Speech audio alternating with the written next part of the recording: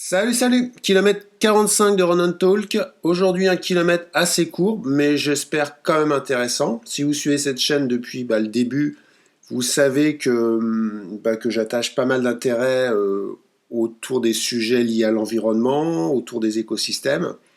Et il y a quelque temps, dans une émission qui parlait du changement climatique, j'ai entendu cette phrase clé et je me suis empressé de la noter. La phrase disait gérer l'inévitable et éviter l'ingérable. Et c'était face à une situation de crise, face à la dégradation du climat. Alors, comparaison n'est pas raison, mais je me suis dit depuis quelque temps que cette phrase pouvait quand même bien résumer à notre échelle, toute relative, de sportive, avec des enjeux bien moins importants, ce qu'un trailer devait ou doit réussir à faire dans une course de longue distance et où sa forme va se dégrader inévitablement au fil des heures et comment il peut utiliser cette phrase. Vous voyez ce que je dis? Non? Bon tant mieux, je vais vous l'expliquer plus en détail. Allez, c'est parti!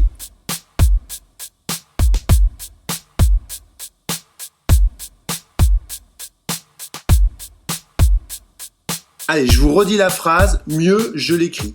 Gérer l'inévitable et éviter l'ingérable. On part de l'idée que l'on parle d'une situation de crise, une situation qui va se détériorer au fil du temps.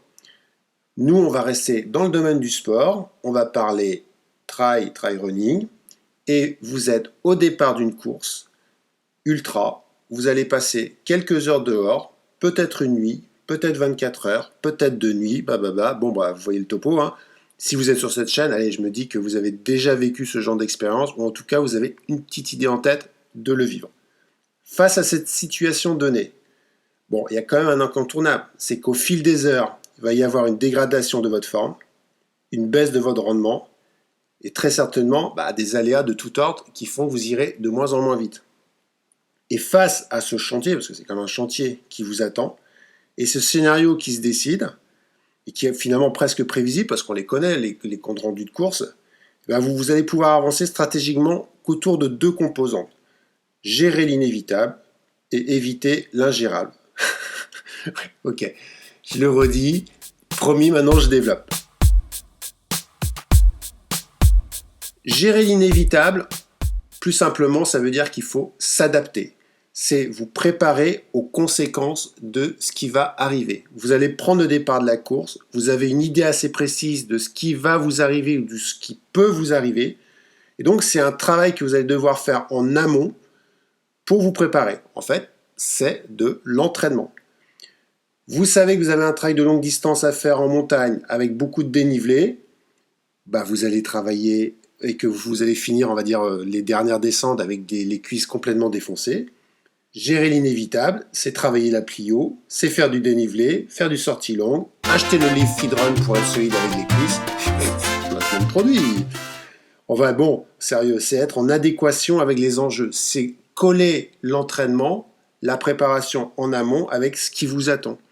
C'est aussi avoir un équipement pour faire face parce que vous savez que vous allez passer une nuit dehors. C'est connaître vos allures pour courir 24 heures. C'est anticiper les ampoules aux pieds parce que vous savez que c'est un terrain sablonneux. C'est savoir ce que vous allez boire et manger, parce qu'il va falloir boire et manger pendant 24 heures. Et si possible, savoir ce que vous allez boire et manger pour que ça vous convienne pendant 24 heures. En fait, c'est tout ce travail-là que vous devez faire à l'entraînement pour éviter, pour gérer l'inévitable.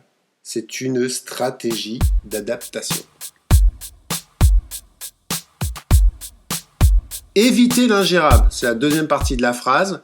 Si on considère que l'ingérable, c'est le fait de ne plus être acteur de ce qui vous arrive et de subir, éviter l'ingérable, c'est d'atténuer ou de ralentir les conséquences de cette dégradation.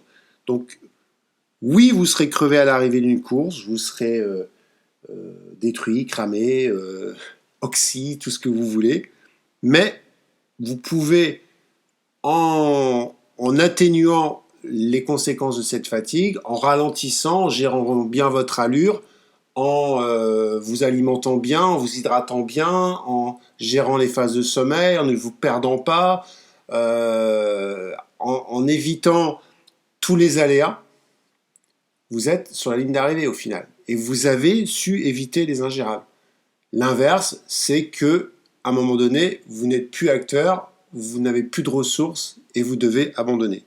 Donc, éviter l'ingérable, c'est donc une stratégie qui vise à se préserver, à réduire les impacts ou à les décaler dans le temps pour aller au bout et pour utiliser au mieux son capital physique, en sachant inévitablement que vos capacités vont se détériorer au fil du temps, et c'est bien là le jeu, c'est d'éviter ou ralentir cette détérioration. Voilà, je vous avais promis un run and talk très court. Je finis par me dire que peut-être que j'ai énoncé que des évidences derrière une phrase un petit peu alambiquée. Mais je me dis aussi que il y a quand même... alors j'ai essayé de la garder dans le domaine sportif et penser à ce que ça pourrait nous apporter dans notre discipline. Et vous avez bien compris que cette phrase, elle pourrait s'appliquer en ce moment dans quelques... Bon, mais revenons sur le sport. Éviter l'ingérable, gérer l'inévitable. C'est à la fois, finalement, être le plus près possible avant la crise ou en sachant que ça va être dur. Et puis, quand la difficulté arrive, c'est de faire le moins de bêtises possible pour pas se mettre dans le mur. Ouais, ça résume bien notre sport, ça. Faire le moins de bêtises possible. Allez, je vous laisse. À très vite. Ciao.